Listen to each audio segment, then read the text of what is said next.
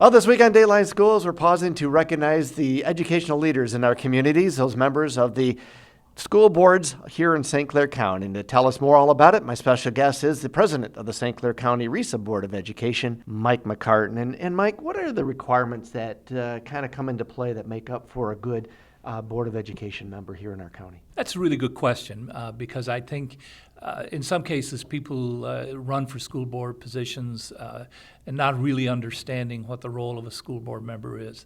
And it has far less authority than one would think. I think sometimes the perception is that if you're on the school board, somehow you determine, everything that goes on in the district and everybody wants to talk to you.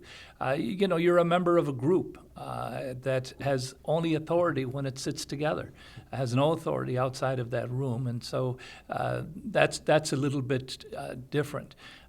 Everybody brings skills to a board meeting, but none of us are experts in education. None of us are experts in finance, or curriculum, or those kinds of things. So there is a balance between listening to the advice of the professionals, listening to the opinions of people on the street and what they want, and trying to balance that without forgetting that the reason you're there is to ensure the best education possible for the kids that you serve in your district. Probably the most important decision any school board member makes is determining the superintendent or the leader of that district who handles all the day-to-day activities for the district, right? It's always been my view that a school board has one employee, and that's the superintendent.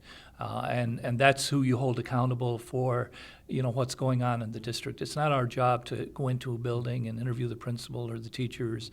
That's his or her job to ensure that that's happening. So yeah, it is by far the most critical decision. And depending on the situation in your community, trying to find that right fit. Not everybody is right for the situation, and the variables really do determine what makes the best superintendent, and it's different for different districts. We'll be back with more tomorrow. For Dateline Schools, I'm Terry Harrington.